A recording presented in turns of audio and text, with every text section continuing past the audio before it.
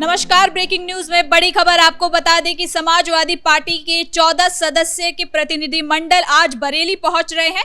इसी कड़ी में वहां पर प्रशासन द्वारा व्यवस्था की गई है। कड़ी सुरक्षा को भी मद्देनजर देखते हुए वहां पे सारी सुविधाओं का इंतजाम किया है। लेकिन आपको बता दें कि समाजवादी पार्टी के कुछ नेताओं को, जिसमें जिया-उर-रहमान बर्क और माता प्रसाद पांडे को हाउस अरेस्ट कर लिया गया है। तो इसी खबर पर ज्यादा अपडेट के साथ मेरे साथ मौजूद है मेरे सहयोगी हर्ष भारद्वाज। सर, सपा के नेता आज बरेली पहुंच रहे हैं, क्या है पूरा मामला? देखिए, इस वक्त अगर बात करते हैं तो सपा के 14 नेता यानी समाजवादी पार्टी का एक पूरा प्रतिनिधिमंडल जिसमें 14 सदस्य हैं, वो बरेली पहुंच रहा था। लेकिन उससे पहले ही कई नेताओं को हाउस अरेस्ट कर लिया गया है, क्योंकि वो बरेली का कहीं ना कहीं माहौल बिगाड़ने की कोशिश कर रहे थे। हालांकि जब ऐलान हुआ था समाजवादी पार्टी की तरफ से कि हम 14 जनों को, समाजवादी पार्टी के नेताओं को बरेली भेजेंगे, तभी पुलिस प्रशासन की तरफ से एक चिट्ठी बाकायदा दी गई थी हर एक नेता को। और उस चिट्ठी में लिखा गया था कि अभी वो सेंसिटिव एरिया है बरेली, और अभी आप वहां पर ना आए, क्योंकि अगर आप वहां पर आएंगे तो कहीं ना कहीं माहौल बिगड़ सकता है। ये अपील पुलिस की तरफ से की गई थी। लेकिन इस अपील को इन राजनेताओं ने नहीं माना, क्योंकि इन्हें राजनीति करनी थी समाजवादी पार्टी के नेताओं को और माहौल जो बिगाड़ना था। लेकिन उससे पहले ही जिया-उर-रहमान बर्क को हाउस अरेस्ट किया जा चुका है। इकरा हसन को गाजियाबाद बॉर्डर पर रोका गया है। वहीं विपक्ष के नेता माता प्रसाद पांडे को भी हाउस अरेस्ट किया गया है। हालांकि इनकी तरफ से कई बयान कहे जा रहे हैं। इकरा हसन कह रही हैं कि ये तो इमरजेंसी जैसे हालात हो गए हैं। माता प्रसाद पांडे की तरफ से भी कुछ ऐसा ही कहा जा रहा है। जिया-उर-रहमान बर्क कह रहे हैं कि मुसलमानों को प्रताड़ित किया जा रहा है। लेकिन आखिर इन लोगों को कब समझ में आएगा कि वोट बैंक के चक्कर में आखिर क्यों ये जानबूझकर माहौल को बिगाड़ने की कोशिश करते हैं?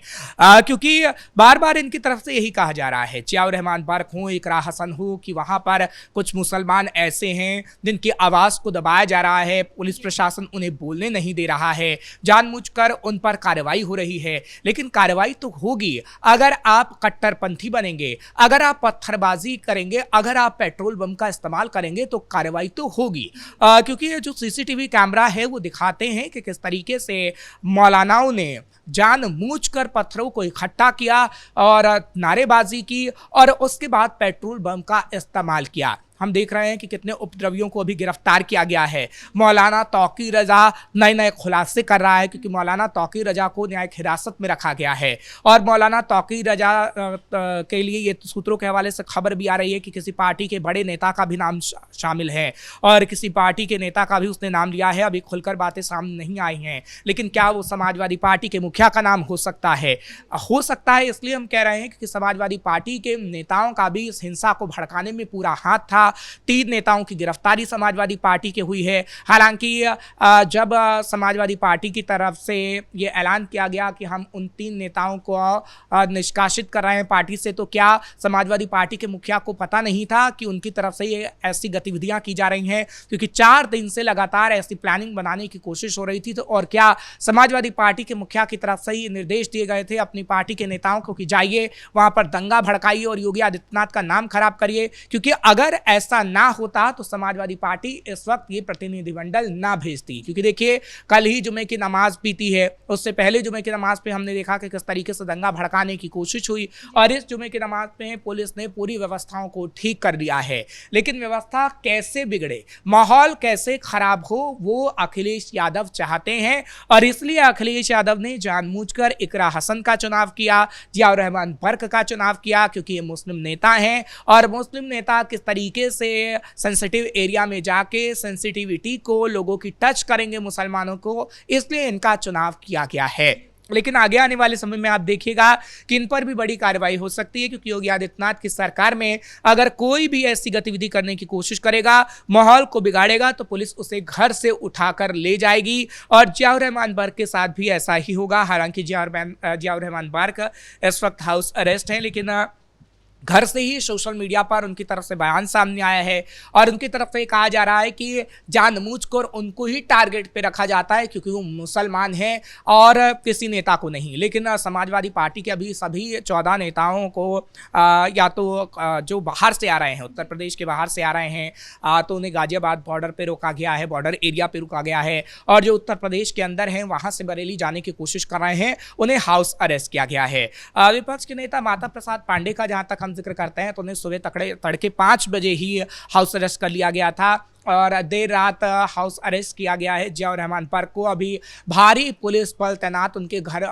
मौजूद है, घर के बाहर मौजूद है और हो सकता है कि आगे आने वाले समय में अखिलेश यादव भी हाउस अरेस्ट हो जाए, क्योंकि अखिलेश यादव पूरी प्लानिंग बना रहे हैं माहौल को बिगाड़ने की। और वो जिस तरीके से समाजवादी पार्टी के नेताओं को भेज रहे हैं बरेली में, वो तो यही दर्शाता है कि देखिए अभी माहौल को सुधारने का प्रयास आपको करना चाहिए। अगर बरेली में हिंसा होने की जो पूरी प्लानिंग बनाई गई और हमने देखा कि किस तरीके से दंगा भड़काया गया, क्योंकि पुलिस तो पूरे सबूत दे रही है कि कैसे 40,000 लोगों को लाने की प्लानिंग थी और उनको 350 से ज्यादा मस्जिदों में ठहराने की व्यवस्था की गई थी। तो माहौल आप देख रही हैं कि किस तरीके का है। पुलिस प्रशासन ने दंगाइयों को जेल में डाला है और व्यवस्था को धीरे धीरे सुधारने की कोशिश कर रही है। लेकिन समाजवादी पार्टी के नेता उन्हीं व्यवस्थाओं को खराब करना चाहते हैं, लेकिन योगी आदित्यनाथ ऐसा होने नहीं देंगे और आगे आने वाले समय में अभी और समाजवादी पार्टी के नेताओं की गिरफ्तारी होगी।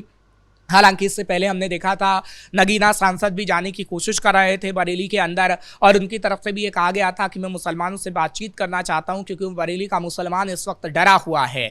लेकिन नगीना सांसद को हाउस अरेस्ट कर लिया गया और उनकी तरफ से भी कई बयान सामने आए हैं। लेकिन अब समाजवादी पार्टी के इन 14 नेताओं को, कुछ नेताओं इनमें से जो 5 नेता हैं उनको हाउस अरेस्ट किया गया है, बाकियों को बॉर्डर एरिया पर रोका गया है। तो आप ये कह सकते हैं कि योगी आदित्यनाथ माहौल को बिगाड़ने नहीं देंगे, चाहे कितना भी कोई बड़ा नेता हो या फिर विपक्ष का ऐसा नेता हो जो मुखिया हो। चाहे हम समाजवादी पार्टी के प्रमुख मुखिया अखिलेश यादव की बात करें, अगर वो भी जाने की कोशिश करते तो उन्हें भी रोका जाता, क्योंकि समाजवादी पार्टी के मुखिया ऐसे कई बयान दे चुके हैं जो कहीं ना कहीं लोगों को भड़काने वाले हैं। देखिए ये दंगा भड़का कैसे हिंसा की शुरुआत हुई, ये माहौल बिगड़ा सिर्फ और सिर्फ मौलाना तौकी रजा के बयान से, समाजवादी पार्टी के नेताओं के बयान से। क्योंकि समाजवादी पार्टी के नेता जो 3 नेता थे जिनको अरेस्ट किया गया है, उनकी तरफ से सोशल मीडिया पर बयान दिया गया कि आपकी मस्जिदों को शहीद किया जा रहा है और नारे लगाए गए और कहा गया कि आप अपने घरों से निकलिए और योगी सरकार से, उनकी पुलिस से आपको डरने की जरूरत नहीं है। ऐसी बात मौलाना तौकी रजा की तरफ से भी की गई। मौलाना तौकी रजा ने जहांगीरपुरी हिंसा का उदाहरण दिया और मौलाना तौकी रजा ने कहा कि आप किसी से भी मत डरिए, हम जो मोहम्मद का अपमान करेगा तो हम अपने सीने पर गोली खाने को तैयार हैं। लेकिन मौलाना तौकी रजा मौलवी थे, उनको लोगों को समझाना चाहिए था कि किसी ने भी मोहम्मद साहब का अपमान नहीं किया है। पोस्टर को शिफ्ट करने की बात थी, लेकिन जानबूझकर ये बात फैला दी गई कि जिसने पोस्टर को शिफ्ट किया और जो पोस्टर लगा रहा उस पर योगी सरकार FIR दर्ज कर रही है। ऐसी बात ओवैसी की तरफ से भी कही गई और इसी को लेकर कहीं ना कहीं दंगा भड़काने की कोशिश की गई और एक पूरी प्लानिंग बनाई गई कि योगी आदित्यनाथ का नाम खराब हो और योगी आदित्यनाथ को टारगेट किया गया। लेकिन योगी आदित्यनाथ ने भी क्लियर कर दिया, जब मौलाना तौकी रजा की गिरफ्तारी हुई थी उससे एक दिन पहले ही जब वो एक कॉन्क्लेव में पहुंचे थे, उनकी तरफ से ये कहा गया कि पहले मौलाना थे जिनको शक्तियां दी जाती थी पिछली सरकारों में और मौलाना कुछ भी करते थे और जेल जाते थे तो 2 दिन में छूट आते थे। वो मौलाना तौकी रजा को ही कह रहे थे दरअसल, क्योंकि मायावती की सरकार में इसी बरेली के अंदर ऐसा ही दंगा भड़काने की कोशिश की गई थी, लेकिन मौलाना 2 दिन के अंदर जेल से छूट गया था क्योंकि उसका काफी रसूख था। और समाजवादी पार्टी की सरकार में ही ऐसा हुआ तौकी रजा को लेकर, क्योंकि तौकी रजा समाजवादी पार्टी का खासम खास माना जाता था और समाजवादी पार्टी ने कई पद भी मौलाना तौकी रजा को दिए थे और मौलाना तौकी रजा पर कभी भी मायावती की सरकार और अखिलेश यादव की सरकार में डंडे नहीं बरसाए गए हैं। लेकिन ये योगी आदित्यनाथ की सरकार है और योगी आदित्यनाथ की सरकार जो माहौल खराब करेगा उस पर डंडे जरूर बरसाएंगे। तो समाजवादी पार्टी की ओर से ये सारी गतिविधियां क्या चुनाव के लिए इस्तेमाल करी जा रही है? विधानसभा चुनाव 2027 में होंगे, तो क्या उसको लेकर समाजवादी पार्टी का ये कोई प्लान है? बिल्कुल, देखिए समाजवादी पार्टी हमेशा से MY फैक्टर पे काम करती रही है और समाजवादी पार्टी का जो 14 प्रतिनिधि मंडल जो भेजा गया बरेली के अंदर जो भेजा जा रहा है, उसमें जो 14 सदस्य हैं उसमें सबसे ज़्यादा संख्या मुसलमान की ही क्यों है, मुसलमान नेता की ही क्यों है?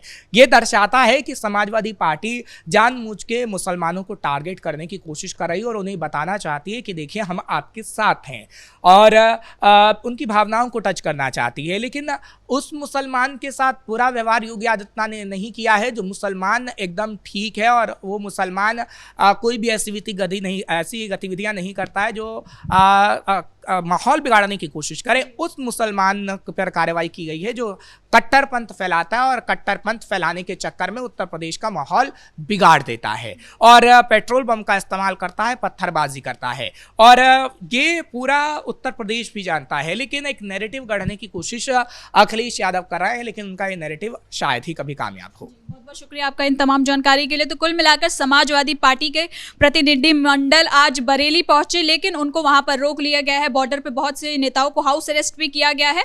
योगी सरकार चाहती है कि जो शांति व्यवस्था है वो पूरी तरीके से बनी रहे और उसी कड़ी में आगे भी काम हो रहा है। तो ब्रेकिंग न्यूज में इतना ही। कैमरा पर्सन राजकुमार के साथ मैं सृष्टि शाह।